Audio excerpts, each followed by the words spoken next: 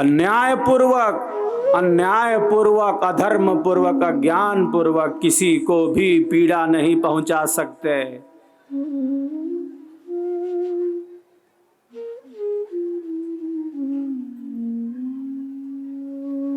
न मन से, न मन से, न वचन से, न कर्म से, सबके भीतर वही प्रतिष्ठित है, सबके भीतर वही प्रतिष्ठित है। समस्त जीव ईश्वर के ही हैं। हम किसी से घृणा नहीं कर सकते, हम किसी से घृणा नहीं कर सकते। उपेक्षा कर सकते हैं, बहुत बार उपेक्षा करनी पड़ती है, क्योंकि बहुत बार दूसरों को श्रेष्ठ मार्ग पर लाने का प्रयास विफल होता है। सबका अपना एक अंतःकरण है, बस वो सबके कल्याण की कामना कर सकता है, घृणा उससे भी नहीं कर सकता वो, क्योंकि उसके भीतर भी आत्म तत्व है, उसके भीतर भी परमात्मा तत्व है। वो किसी से घृणा नहीं कर सकता, द्वेष नहीं कर सकता। घृणा और द्वेष रखेगा तो उसके कल्याण का मार्ग कैसे प्रशस्त होगा, उसके कल्याण का मार्ग कैसे प्रशस्त होगा। उसकी उपेक्षा कर सकता है, उसकी सद्बुद्धि की कामना कर सकता है।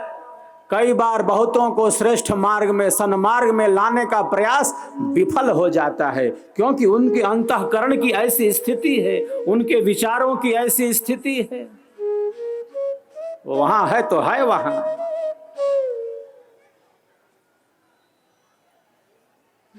हम बस उनके कल्याण का चिंतन कर सकते हैं, उनको सुख मिले, उनको शांति मिले, उनको सद्बुद्धि मिले।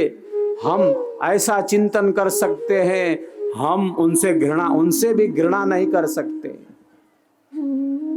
हम किसी से घृणा नहीं, द्वेष नहीं कर सकते, क्योंकि सबके भीतर सूक्ष्म रूप से वही स्थित है।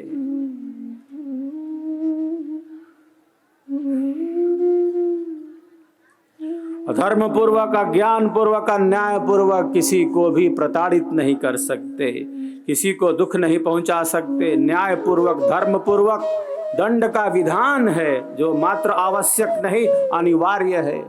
दंड अनिवार्य है, लेकिन वह दंड धर्म युक्त हो, ज्ञान युक्त हो, विवेक युक्त हो, न्याय युक्त हो। तो मैत्री का भाव है, करुणा का भाव है। यह योगी के चित्त को प्रसन्न करने का साधन है, योगी के चित्त को प्रसन्न करने का साधन है।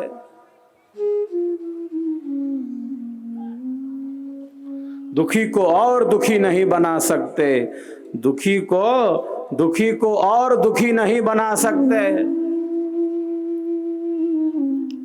पीड़ित को और पीड़ा नहीं पहुंचा सकते, पीड़ित को और पीड़ा नहीं पहुंचा सकते। सबको सुख मिले, सबको शांति मिले, ऐसा चिंतन करने वाला, सबके कल्याण का चिंतन करने वाला, सबके सुख और शांति का ही चिंतन करने वाला, कार्य करने वाला जो योगी है, वही देश, समाज, राष्ट्र, विश्व के लिए उपयोगी है। वही उपयोगी है जो सबके कल्याण का चिंतन करता है, अपनी कामनाओं को विशेष महत्व न देकर सामने वाले के उचित भाव को ज्यादा महत्व देता है। सुख शांति सबको मिले, सुख शांति सबको मिले, यह उपदेश हमार, सारा विश्व हमार है, सारा विश्व हमार है। हम हैं सब संसार, हम हैं सब संसार। चलते हैं हम स्वर वेद में। ये दिव्य वाणी है, अमोघ वाणी है। इसके श्रवण से हमारे शुभ संस्कारों का जागरण होता है, अशुभ संस्कार नष्ट होते हैं, विवेक जागृत होता है। जितना अधिक सत्संग होगा, जितना अधिक ये स्वर गूंजेगा हमारे मन पर, हमारी वाणी पर, इसका रचनात्मक और सकारात्मक प्रभाव पड़ेगा। कौन सा शब्द हमारे लिए उपयोगी हो जाए, ये समाधिजन्य अनुभव से प्रकट है। जितना अधिक स्वरवेद का आश्रय होगा, हमारा जीवन कल्याण के पथ पर उतना ही तीव्रता के साथ, प्रकाश के साथ आगे बढ़ेगा। तन्मय होकर स्वरवेद की दिव्य वाणियों का हम सब श्रवण करते हैं। जय स्वरवेद कथा, जय स्वरवेद कथा, जय स्वरवेद कथा, जय स्वरवेद कथा।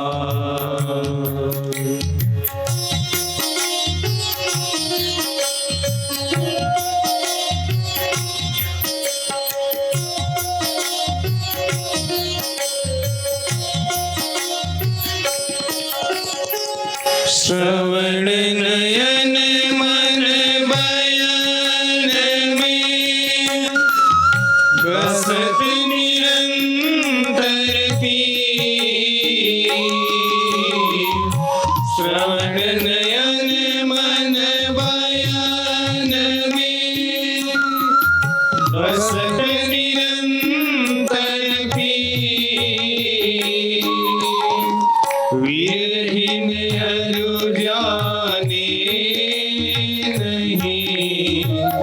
पंथ निरखी वीरहीन अरु जाने नहीं, पंथ निरखी। जय स्वरवेद कथा, जय स्वरवेद कथा, जय स्वरवेद कथा, जय स्वरवेद कथा।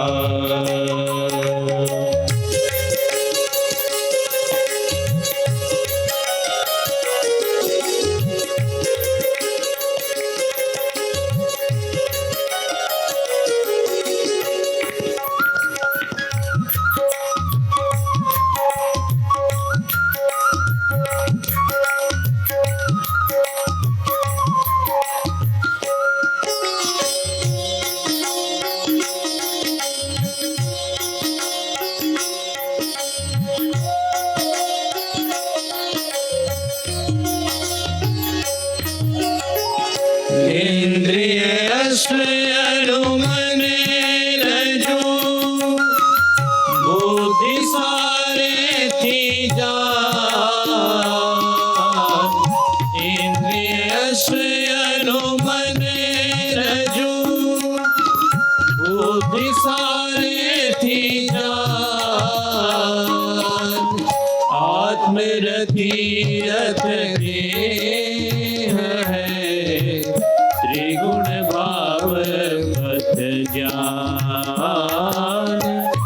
आत्मरतियत देह है त्रिगुण भाव पथ ज्ञान। जय स्वरवेद कथा, जय स्वरवेद कथा, जय स्वरवेद कथा, जय स्वरवेद कथा, जय स्वरवेद कथा, जय स्वरवेद कथा, जय स्वरवेद कथा, जय स्वरवेद कथा। मन के अनियंत्रण से कष्ट किसे भोगना पड़ता है? मन को। कौन भोगेगा? ईश्वर फल किसको देता है? जो कर्माध्यक्ष है, फल प्रदाता है, न्यायाधीश है। जीव को ही भोगना है।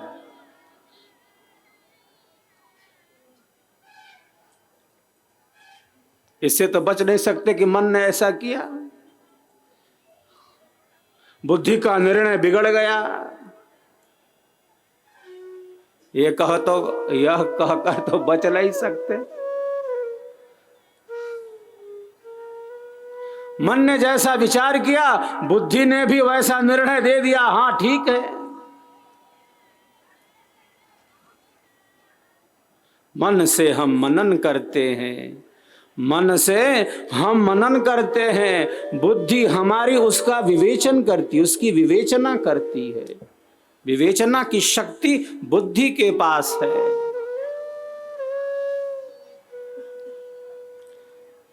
जितना अधिक आत्मा से निकटता है, मैंने कहा ही था, आत्मा की ध्वनि को सुनने का सामर्थ्य उत्पन्न हो गया, तब हमारा जो कर्म है वह कर्म न रहकर धर्म बन जाता है, धर्म बन जाता है।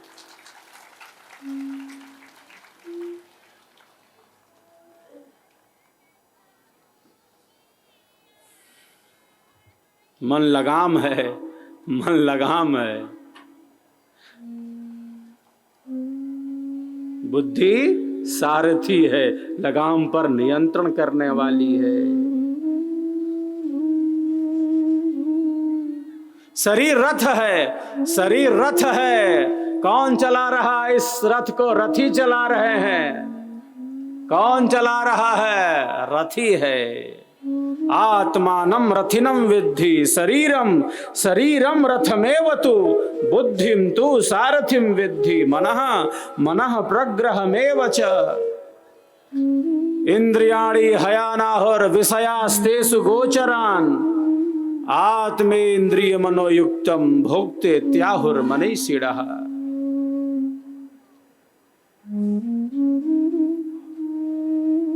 कितनी सुंदर उपमा दी।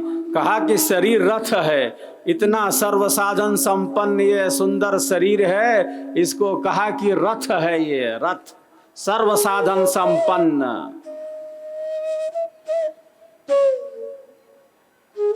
कौन चला रहा है? रथी है। दृश्य शरीर का अदृश्य आधार है, जिस अदृश्य आधार पर यह दृश्य शरीर प्रवाहित है। बुद्धि क्या है? सारथी है।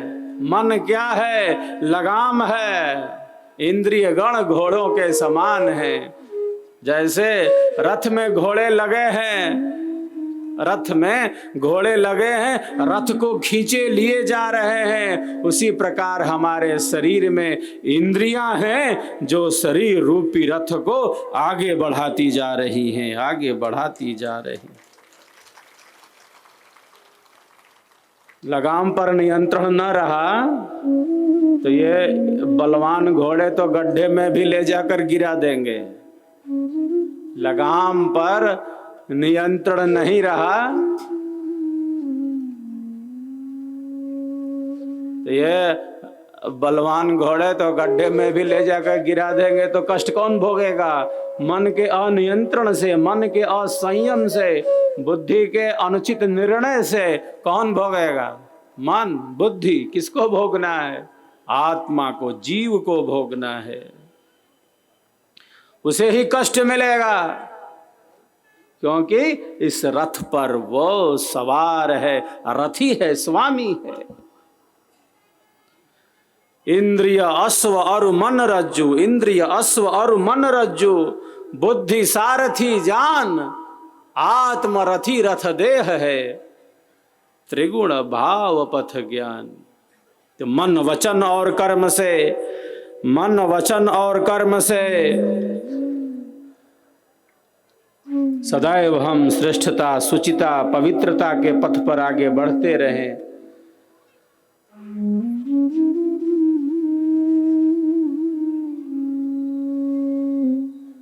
यही संदेश है अध्यात्म का, यही आध्यात्मिक जीवन है, जहाँ मन का नियंत्रण है, जहाँ सहजता है, सरसता है, सरलता है और स्वाभाविकता है। मनोविकार हमारे जीवन की सहजता, सरसता, सरलता और स्वाभाविकता को नष्ट न कर सके, बल्कि ये जीवन आनंददायी बने। जीवन की सहजता, सरसता, सरलता और स्वाभाविकता नष्ट न हो, इसीलिए तो सेवा है, इसीलिए तो सत्संग है और इसीलिए तो हम सब साधना का अभ्यास करते हैं, साधना का अभ्यास करते हैं। स्वरवेद महाग्रंथ को ही समर्पित है। स्वरवेद महामंदिर जो आप सबों के सहयोग से, सेवा भावना से, श्रद्धा भावना से वर्ष 2004 से ही देश की सांस्कृतिक राजधानी वाराणसी के आंगन में एक दिव्य आध्यात्मिक केंद्र के रूप में गतिमान है। स्वरवेद महामंदिर धाम अब निर्माण की पूर्णता की तरफ आगे बढ़ रहा है, निर्माण की पूर्णता की तरफ आगे बढ़ रहा है। जिस महामंदिर में एक साथ 1-2 हजार नहीं, 4-5 हजार नहीं, स्वरवेद महामंदिर के आंगन में एक साथ 20,000 से ज्यादा साधक और साधिकाएं बैठकर विहंगम योग साधना का अभ्यास कर सकते हैं, विहंगम योग साधना का अभ्यास कर सकते हैं। क्यों बन रहा है ये स्वरवेद महामंदिर? लाखों लाख जीवों के कल्याण के लिए ही तो ये स्वरवेद महामंदिर बन रहा है, ये स्वरवेद महामंदिर बन रहा है। आप सबों के सहयोग से, सेवा भावना से, आप सबों के समर्पण भाव से यह दिव्य आध्यात्मिक केंद्र निर्माण की पूर्णता की तरफ आगे बढ़ चुका है। गुलाबी लाल पत्थरों से सजता जा रहा है, संवरता जा रहा है। ये स्वरवेद महामंदिर, ये वही गुलाबी पत्थर हैं जो अयोध्या में भगवान श्री राम की जन्मभूमि पर बन रहे दिव्य राम मंदिर की शोभा बढ़ाने वाले हैं, दिव्य राम मंदिर की शोभा बढ़ाने वाले, जो राजस्थान के भरतपुर जिले के बयाना नामक बंसी पहाड़पुर नामक स्थान का है। लाखों घनफुट पत्थरों से हमारा स्वरवेद महामंदिर सजता जा रहा है, संवरता जा रहा है, एक एक पत्थर को सजाया जा रहा है। भारतीय स्थापत्य कला का एक अद्भुत नमूना स्वरवेद महामंदिर के रूप में निर्माणाधीन है, बन रहा है, सज रहा है, संवर रहा है।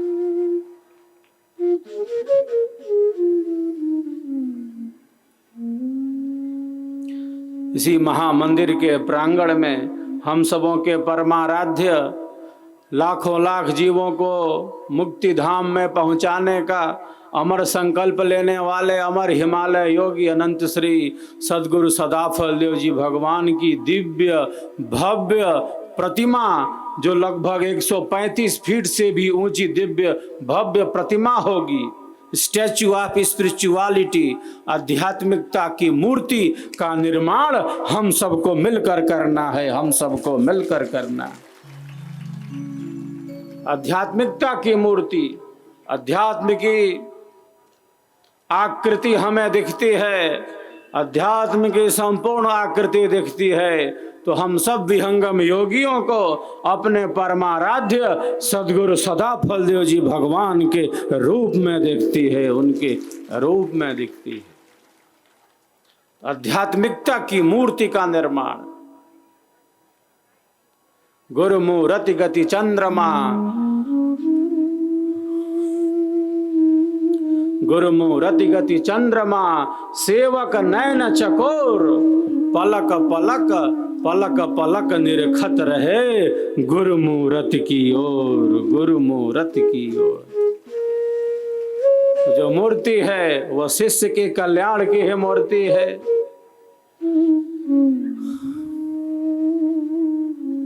आत्म कल्याण की ही मूर्ति है।